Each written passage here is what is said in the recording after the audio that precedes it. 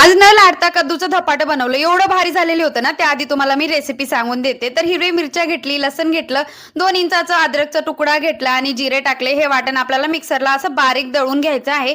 त्यानंतर ना हे कद्दू आपल्याला खिसून घ्यायचं एकदम बारीक. कद्दूमधलं पाणी काढायचं नाही बरं काय.